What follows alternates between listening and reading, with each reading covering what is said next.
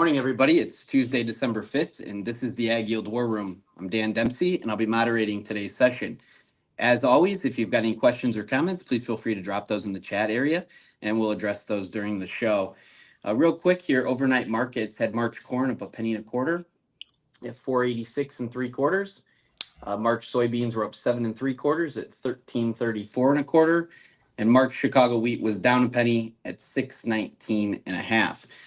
This morning, USDA out with export announcements of 198,000 soft red winter wheat for 23. And I'm not going to hesitate here. We're going to go right to Justin and talk about another surprising announcement here this morning. Yeah, thanks, Dan. It just kind of builds on the theme we talked about yesterday. So there's some program that the Chinese are trying to build here. I think it's more milling needs. I don't know what product they're trying to make or what they're trying to store. But it doesn't make sense to me from a feed grain perspective. They can't buy enough soft red wheat out of the U.S. to make a dent in their feed, in their feed needs, right? They typically buy, cheap European wheat or Russian wheat, or they would buy U.S. or Brazilian corn. So it doesn't really make sense outside of something that they need soft red U.S. wheat to make a product. So, we're over 1 million tons. They're over 1 million tons now. I would think this would, soft red wheat should be bought on breaks. If that's probably what their game plan is going to be here, in my opinion. I think we found a value spot here. We talked about it yesterday. We're, 40, 50 cents off the low, or maybe more, 50, 60 cents off the low now.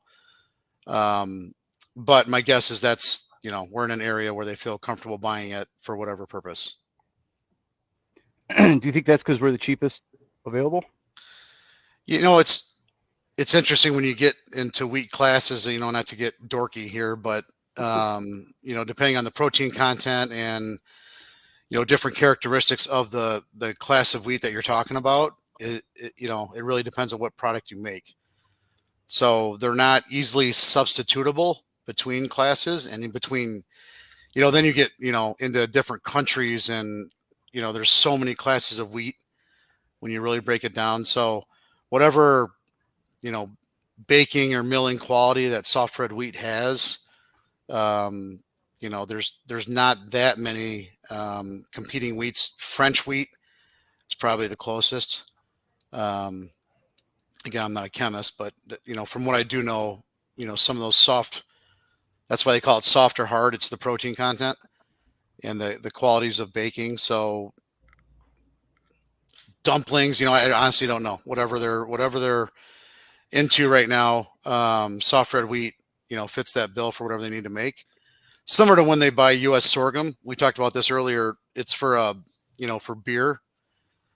For their beer, they like U.S. sorghum as one of the main ingredients. So they've actually been a large purchaser of U.S. sorghum the last few years, including this year. So sometimes you get in those specialty products. They're not as, price sensitive as, when they're buying for feed purposes.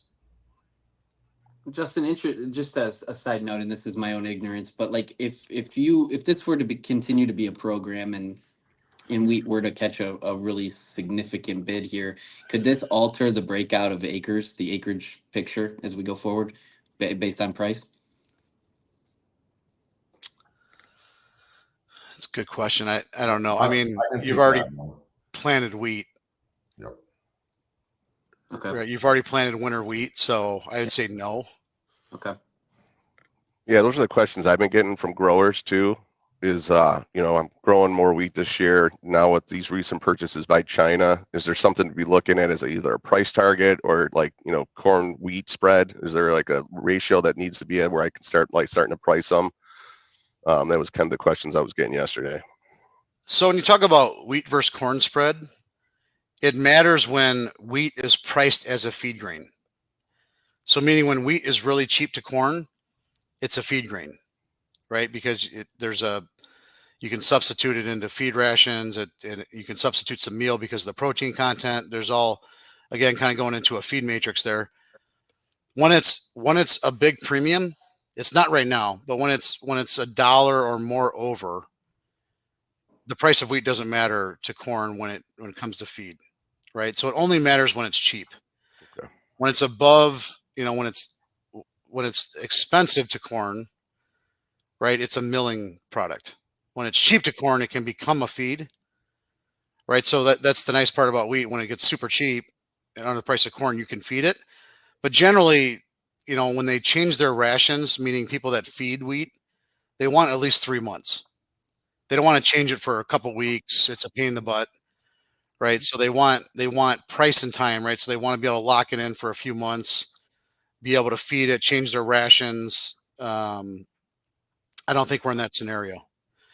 Dustin, we talked about this. Like, what's the number? 88% the price of corn when you go out to the west. Yeah, 92% of the price of corn when you start feeding wheat. Yeah, and that's hard red winter wheat in the Southwest, right? And everybody's got a little bit different number that triggers it. So if you go in the Southeast, like Purdue, Delmarva region where they grow soft red wheat, they might feed it a little sooner if they have big surplus, because they grow a lot of their own wheat. So again, kind of factor in 90% is kind of a big number, but that's 90% the price of corn. We're premium to corn right now. So we're selling, my opinion, we're selling this wheat for milling purposes to China. Yeah, I would just add on to that, along the same lines. When we see wheat get really close in price to corn, it's typically because we're short corn supplies and heavily long wheat supplies. Years like 2009, 2010, and we actually saw wheat trade unders the corn in those years. And there's at this juncture, there's not a ton of correlation between the two. Right.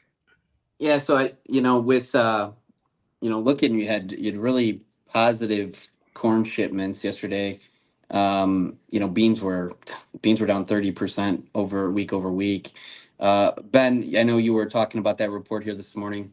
Quick thoughts, observations. Yeah, my biggest concern when I see that and I see inspections lower is that they're setting us up for cancellations later on, and the purchases were made to protect against South American supplies, the uncertainty there, and certainly the Chinese have a kind of a proclivity to do that and string this out throughout the course of the year, and we start seeing cancellations, and that would be a situation where we could actually start seeing soybean carryouts go up. We're in a transitional phase for beans too, where we're aware that we're very prone to losing business to South America, as they've done a great job of expanding on their acres and their production, while we're starting to use more beans domestically in our expanded crush capacity. And there's a lot of headlines out there always of how bullish this is that we have a record crush. Well, if you've been tuned in, you should expect record crush continuing for probably the foreseeable future. So I get concerned when I see those shipments not taking place. Certainly that could be a component of not being able to execute it. But it was encouraging to see corn exports, our export inspections, well above the expected range. And year over year, those things are worth watching as we see. Corn is doing a good job of executing an export book despite river issues, and soybeans are just not. They need to participate. Sales look good on flash sales, and they feel good, but until they're shipped, they're just an idea out there. So. Yeah, to that point, Ben. I mean, that's it's kind of the old playbook, right? You kind of got this transition period where you flip from U.S. to South America. Why not buy both? It's kind of the Chinese mentality. You can always cancel one or the other, especially with these multinationals. You can basically book through them. It's not as painful to switch origins because those Cargill ADMs, they have facilities at both locations, right? So you're basically buying you're buying a call option, right? On, making sure that one area or the other doesn't have a major supply issue. And, China's not in the business of not having enough beans, right? They import 100+ million tons a year. The last thing they want to do is run into a short situation. So they'd rather be overbought and then figure out logistically how to move it around when they need it. Yeah. It's definitely something to keep an eye on, though. I would really like to see the export inspections for soybeans start to increase and make us feel a little bit better about those sales. Mm-hmm. Let's pivot here a little bit. Ryland, I know we looking at livestock and continues to be pretty wacky in those markets. So what do you got for us here this morning? Well, it was another sharply lower day in both cattle and feeders. The bleeding really continues. You had beef lower. Cash is expected to be a little bit lower this week, but we were coming into first notice day. First notice day was yesterday, so longs pretty much had to make the decision whether to get out, roll forward, which is most likely what the open interest would suggest, that the big longs in December probably rolling into the April. You just got a lot more time. If there's any hope left, that's probably where it's going to be for as far as upside, just from a typical seasonal kind of level. There was no deliveries yesterday. The oldest long, which I found was pretty interesting, was from July 15th, 2022, and the market was trading around 154 at that Hey, Ryland, time. can you talk about what that means? The oldest long? Right. So, I mean, the way that the market's structured, anybody that's long is going to get issued a delivery receipt after first notice day. And so the oldest long would have been when their futures position was established in the market. And those are the first ones that get delivered on. Right. So they're going to be the first ones in line to take delivery if they haven't exited the contract. And it is just interesting to kind of go back and see what the price was at that time and put things really into perspective on how big this break has been. We're sitting at 166.58. We're still down $20 from the highs here. So, we really haven't seen a break like this in the live cattle market since 2015, when we really came off the highest, the previous highs that we had come off. And you can find a lot of different excuses for why this is happening. People are blaming the insurance company for hedging their position against their LRPs. We're blaming that's really been where a lot of sites have been, but you kind of see the action in the market right now. We know that the speculative money went from long 120,000 contracts to only long about 35,000 contracts. So there's been a massive liquidation. It's undeniable at this point, just based on the price action and what's going on. And it's not really fair, I think, to blame one entity and demonize them for just taking the price down when, we've got guys that have been actively selling this market when the prices were up. So, I mean, it's really just, obviously right now there isn't a good story to buy. I think everybody's already kind of traded that supplies are going to be tight for 2 years. They certainly will be, but that doesn't mean that the price necessarily has to just continue to rise. I mean, we've been rising since the pandemic lows and just finally starting to correct. That's why I say it's interesting to put that long in perspective. And we typically aren't going to see deliveries at this point off of December. We need a premium in the front month to really allow that. To cover the cost of delivery. So we're likely not to see deliveries. These longs have just been rolling forward from what it looks like. It's kind of a good sign, saying that they still want to be here, but we'll see. Generally, the market, if you just look at the average seasonals, especially in the live cattle, now that we're past first notice day, we're going to focus really on the beef performance and the cash performance. And sometimes if the packers are going to be underbought going into the last couple of weeks in December, we can see a little bit of a bounce here in the futures market led by Feb. So I would keep an eye out on that. If there's a pricing opportunity, it's probably going to be in the last 2 weeks of December, strictly because of that fact. But here we are. Once again, we're $20 above last year's prices at this point. And I think it just goes to say that if you're hedged or if you need more protection, keep an eye out. I mean, no one knows where this thing's going to go. And as far as feeders go, we made a new contract low yesterday. The futures are leading the cash market lower. Cash was all over the map last week, and we saw the Southeast and Southwest, sharply lower prices, some sharply higher prices. It's all over the place. So the board needs to kind of stabilize, I think, to find where the actual price is going to land here. But overall, it's going to stay very volatile in both places until we finally get the big longs out of the market that are holding on to big losses. Yeah, just to add to that, that's what I love about commodities, but they do their job. They find the price. Fundamentals tend to turn before you know that they have turned, right? And that's when these markets top or bottom. It's not always obvious. It's always the most bullish at the high, most bearish at the low kind of thing. But choppy is generally toppy, right? Like when you get into these levels where, we're at all-time highs, we're moving around, super volatile.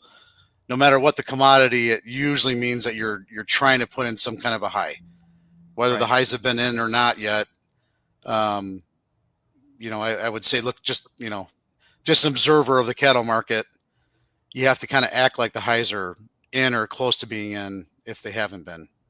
Yeah, I agree. I completely agree. And that's why I say the only real correlation I can kind of find with this kind of break is something like a major top, like a multi-year top, where you just, the selling pressure continues. And the fear is really in the air right now. So you can talk to anybody that's got cattle. They're terrified of this thing going another $20 or $30 lower, which I'm not going to say can't happen. We've seen these breaks before. They're violent. And as they say, the market can stay irrational longer than you can stay solvent. The cattle market's good proof of that.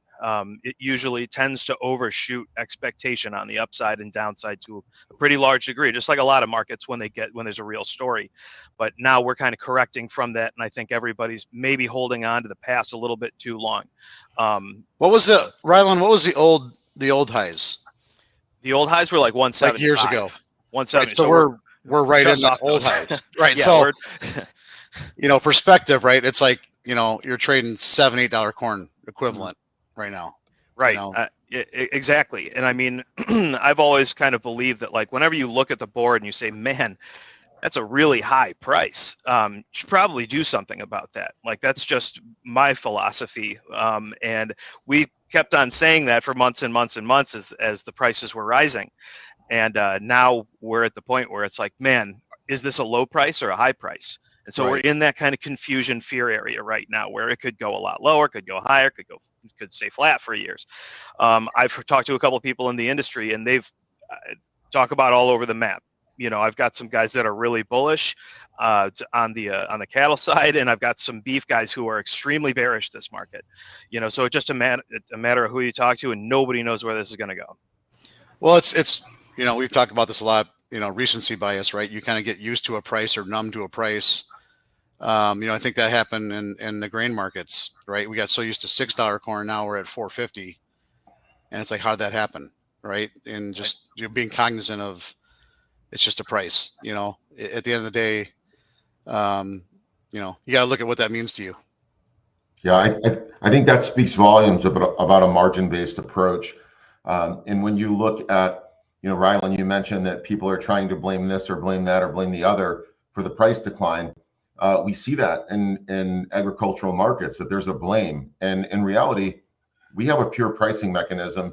And if it gets out of whack, someone will step in and either buy it or sell it. And when we want to put blame on something, I think that it's a very frustrating dialogue for people who are involved, and it's them going forward and trying to find the reason or placing the blame, when on the flip side, there's no one trying to justify it. It's just a given when prices are really good. So it really speaks volumes about a margin-based approach to grain marketing, livestock marketing. Absolutely. Well, it's really good visit here this morning, guys. Real quick, we just came into the open. We got March corn up 3.5 at 4.89. March soybeans are up 3 3/4 at 13.30 1/4. And March Chicago wheat is up 8.5 at 6.29. We are now streaming live on YouTube, X, and Facebook Live. Same time every day, 8:15 Central Time. And appreciate everybody's insights here this morning. We appreciate everybody that's logging on. And we look forward to talking to you tomorrow. Guys, have a great day. Thanks. Thanks, Yep. Dan. Thanks, Dan.